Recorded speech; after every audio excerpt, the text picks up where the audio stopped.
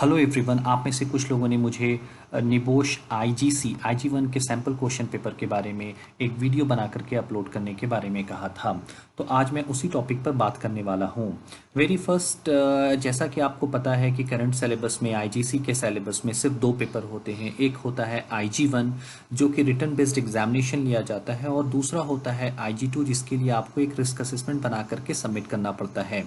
Very first, यहाँ पर आप देख रहे होंगे who, when, where, how, why, what etcetera. ये सारी चीज़ें एक तरह से कमांड वर्ड हैं जो कि ये क्वेश्चन पेपर को जो मैं आगे वन बाय वन आपको दिखाने वाला हूँ, उनमें सारे क्वेश्चन पेपर, सारे क्वेश्चन इस वर्ड से स्टार्ट हो रहे हैं। दरअसल ये निबोश की लैंग्वेज में कमांड वर्ड कहलाता है, जो कि आपको ये गाइड करता है और साथ साथ आपको ये स्ट्रिक्ट करता है कि आपको किस तरह से इस क्वेश्चंस के आंसर्स लिखने हैं। तो इन सारे कमांड वर्ड्स के ऊपर मैं एक डिटेल्ड वीडियो बना करके अपलोड कर दूंगा, आप वहां पर से भी देख सकते हैं। वेरी फर्स्ट कुछ इस तरह का आपका क्वेश्चन पेपर आता है। यहाँ पर आपको निबोश के लोगो मिलते हैं और साथ साथ यहाँ पर यूनिट के आपके नेम और यूनिट नंबर लिखा रहता है। जिस तरह से यूनिट IG1 है, management of health and safety. उसके बाद बात आती है आपके टाइम ड्यूरेशंस की बात करती है। टोटल एग्जामिनेशंस की जो ड्यूरेशंस है वहाँ पर आपको 2 आवर्स मिलते हैं। 2 आवर्स वेरी सिंपल। यहाँ पर अगर आपकी वेरी फर्स्ट लैंग्वेज इंग्लिश नहीं है, लाइक अगर आप इस कंट्री से, लाइक इंडिया से हैं, पाकिस्तान से हैं, या फिर आप गल्फ कंट्रीज़ में एग्जामिनेशन दे रहे हैं, या फिर नियर बाय और नेबर कंट्रीज़ में है, तो आपका वेरी फर्स्ट लैंग्वेज जो है वो इंग्लिश नहीं है, तो उसके लिए एडिशनल अगर आप डिक्शनरी यूज़ करते हैं तो उसके लिए एडिशनली आपको 30 मिनट्स मिलते हैं।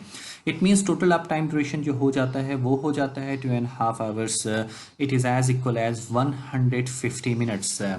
नेक्स्ट जो आपका इंस्ट्रक्शंस है वो है आपको आपके सारे क्वेश्चंस को आंसर्स करने पड़ते हैं। तो ऑल क्वेश्चंस की अगर मैं बात करूं तो टोटल 11 सीरियल नंबर क्वेश्चंस होते हैं। उन 11 में से कुछ सब पार्ट को लेकर के अप्रॉक्सीमेट 15 to 20 क्वेश्चंस आ जाते हैं। तो उन सारे 15 to 20 क्वेश्चंस को आपने आंसर्स करना है। कोई भी ऐसा ऑप्शनल नहीं रहता है। आप सारे लिए, आपके लिए सारे मैंडेटरी पार्ट है, उसे आपने आंसर्स करना ही है as far as you know. Next अगर मैं बात करूं मैक्सिमम मार्क्स की, अगर मैं बात करूं, पहले टोटल की बात कर लेते हैं। टोटल 100 मार्क्स का ये पेपर होता है जिसमें आपको पास मार्क्स 45 है। इट मीन्स अगर आप इस यूनिट में पास होना चाहते हैं तो आपको एटलीस्ट मिनिमम 45 मार्क्स लाना ही पड़ेगा। सारे क्वेश्चंस के आगे आपको एक ब्रैकेट में टोटल मार्क्स जो अवेलेबल हैं वो 2 से लेकर के 10 तक भी हो सकता है। 2, 4, 6, 5, 3 इस तरह से लेकर के 10 तक हो सकता है, तो वो आपको ब्रैकेट में वो मिल जाएंगे। नेक्स्ट जो आपका इंस्ट्रक्शंस है वो है start each answers on a new page. It means जब आपको एग्जामिनेशन पे आंसर्स लिखने के लिए जो शीट दिया जाता है, आप उसमें टॉप में कॉर्नर में आपको एक बॉक्स रहता है। उस बॉक्स में क्वेश्चन पेपर, क्वेश्चन के सीरियल नंबर आपको लिखने पड़ते हैं। सपोज अगर क्वेश्चन में सब पार्ट भी है, लाइक सीरियल नंबर 1 का A, B और C है, तो आप उस पेज में लिख सकते हैं अगर स्पेस है तो। बट अगर आपको लगता है कि आप क्वेश्चन नंबर 2 स्टार्ट करना है तो आप सेम पेज पर नहीं लिख सकते। उसके लिए अब आपको न्यू पेज टर्न करना पड़ेगा। बॉक्स में जो टॉप कॉर्नर में बॉक्स होगा वहां पर सीरियल नंबर 2 लिखना पड़ेगा, और अब आपको सारे क्वेश्चंस को स्टार्ट करना पड़े, वो क्वेश्चंस को लिखना स्टार्ट करना पड़ेगा। एंड ऑफ द एग्जामिनेशन आपको अपने आंसर शीट के साथ साथ ये क्वेश्चंस पेपर रिटर्न कर देना पड़ता है। आप इसे अपने साथ कैरी नहीं कर सकते हैं। ये आपका क्वेश्चन है, लाइक यहाँ पर आपको निबोश एडवाइस करता है कि वेरी फर्स्ट क्वेश्चन, इस वेरी फर्स्ट क्वेश्चन में आप देख सकते हैं कि A, B, C and D 4 अलग अलग क्वेश्चंस हैं। तो यहाँ पर आपको निबोश रिकमेंड करता है कि आप हाफ एन आवर में ये 4 क्वेश्चंस के आंसर्स कर दें।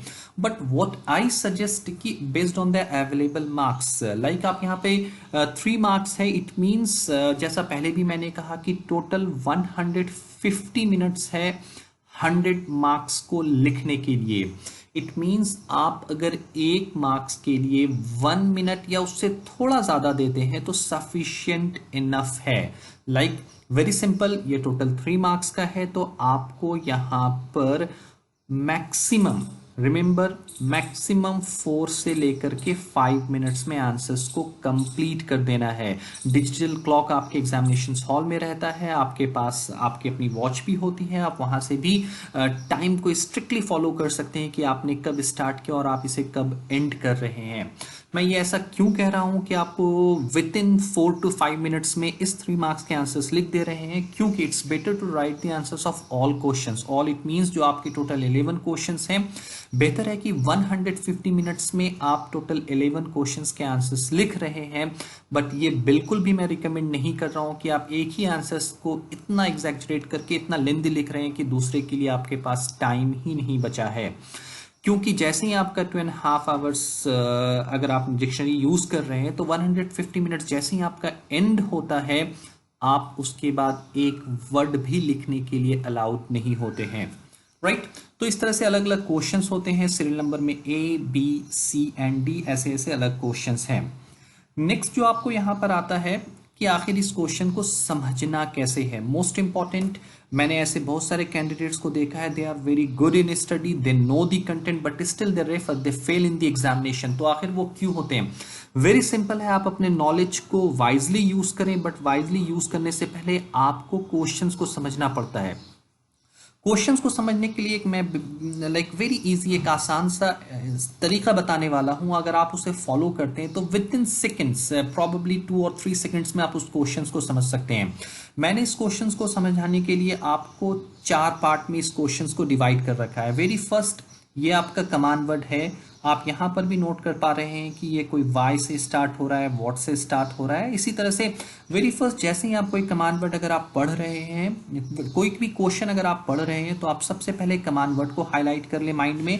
नेक्स्ट अब आप ये नोट कर लें कि कितने मार्क्स हैं। It means command word what है तो आपको आंसर्स उस तरह से ही डिजाइन करना है, उस तरह से ही लिखना है, और टोटल कितने मार्क्स का लिखना है, 8 मार्क्स का।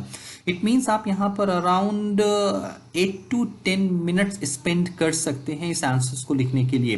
तो 2 पार्ट आपका हो गया, आपने किसी भी क्वेश्चन में सबसे पहले कमांड वर्ड नोट किया, उसके बाद अवेलेबल मार्क्स नोट कर लिया, जिसके हिसाब से आपने टाइम मीन्स उस क्वेश्चन पे लगने वाले टाइम को आपने डिसाइड कर लिया। नेक्स्ट 2 पार्ट जो इंपॉर्टेंट है, कुछ क्वेश्चंस में ये 2 पार्ट में से सिर्फ एक ही पार्ट रहता है, और कुछ क्वेश्चंस में से ये दोनों पार्ट अवेलेबल हो सकता है, ये आगे पीछे कोई भी हो तो चलेगा। Primary part of the question and secondary part of the questions. Primary part यहां पर अगर मैं कहूं तो ये रिस्पॉन्सिबिलिटीज की बात कर रहा है। किस तरह की रिस्पॉन्सिबिलिटीज? तो हेल्थ एंड सेफ्टी रिस्पॉन्सिबिलिटीज। आपने यूनिट IG1 के एलिमेंट 1 में रिस्पॉन्सिबिलिटीज के बारे में पढ़ा है, तो जैसे ही आप इस वर्ड रिस्पॉन्सिबिलिटी को पढ़ते हो तो आपको कुछ याद आ जाता है कि ओके हाँ, मैंने रिस्पॉन्सिबिलिटीज के बारे में पढ़ रखा है। तो ये अब आपका प्राइमरी पार्ट हो जाता है क्वेश्चन का। But secondary part of the question, it means किन की रिस्पॉन्सिबिलिटी हो सकता है। आपने डायरेक्टर्स की भी रिस्पॉन्सिबिलिटीज के बारे में बात की है, आपने इंप्लॉइज के रिस्पॉन्सिबिलिटीज के बारे में भी वहां पर पढ़ रखा है, आपने इंप्लॉयर्स की रिस्पॉन्सिबिलिटी के बारे में भी बात पढ़ रखा है।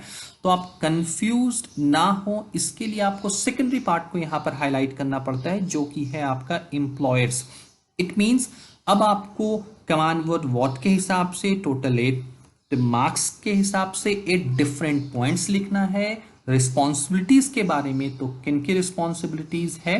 एम्प्लॉयर्स की रिस्पॉन्सिबिलिटीज है। अगर आप ये स्टेप फॉलो करते हैं तो इजीली आप किसी भी क्वेश्चंस को समझ सकते हैं, और बेस्ड ऑन दैट आप आंसर्स को फ्रेम करके स्ट्रक्चर्ड बना करके आप लिख सकते हैं। ये सारे स्टेप्स को मैं एक सेपरेट वीडियो में डिटेल में बता करके कि आप क्वेश्चंस पढ़ने से लेकर के कैसे एंड आंसर से स्टार्ट करने तक क्या क्या स्टेप्स फॉलो करना है वो मैं बताऊंगा। यहाँ पर इस तरह के ये सारे क्वेश्चंस हैं। ये सारे क्वेश्चंस आपको निबोश की वेबसाइट पे भी मिल जाएगा, मैं डिस्क्रिप्शन सेक्शन में लिंक भी दे दूंगा, आप वहां से डाउनलोड करके इन सबको देख सकते हैं। एक्सप्लेन अलग कमांड वर्ड है, टोटल 8 मार्क्स है, फर्स्ट एड से रिलेटेड क्वेश्चंस है।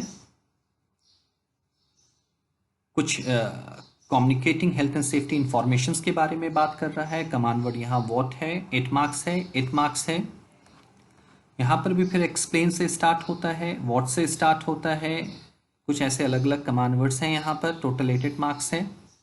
एक्टिव मॉनिटरिंग है।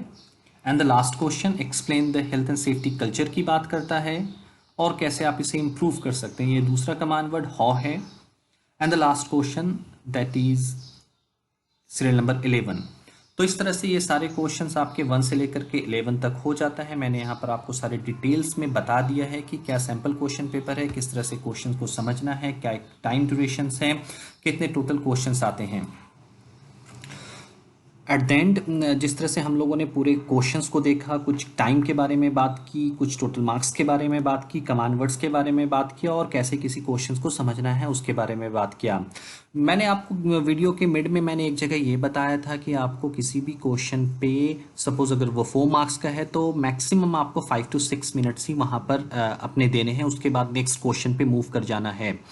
एंड में आपके पास टाइम जरूर बचेगा अगर वो क्वेश्चन जिसे आप मूव करके आगे बढ़ गए थे वो क्वेश्चन अगर आपका इनकम्प्लीट रहा है, आपके पास एंड में सफिशिएंट अमाउंट ऑफ टाइम रहता है, आप फिर से रिटर्न बैक जा सकते हो और उस क्वेश्चंस को कंप्लीट कर सकते हो। सो व्हाट आई सजेस्ट कि सबसे पहले आप सारे क्वेश्चंस को कंप्लीट करें, एंड में जो आपका इनकम्प्लीट रह चुका है आप उसे कंप्लीट करें। Thank you so much. अगर आपकी कोई क्वेरीज है, कुछ कंफ्यूजन है, कुछ डाउट्स है तो आप जरूर मुझे कमेंट सेक्शन पे लिखें, मैं आपको रिप्लाई करने की कोशिश करूंगा और सारे लिंक्स मेरे वहां पर दिए गए हैं, आप मुझे व्हाट्सएप भी कर सकते हैं, I will reply over there. Thank you so much.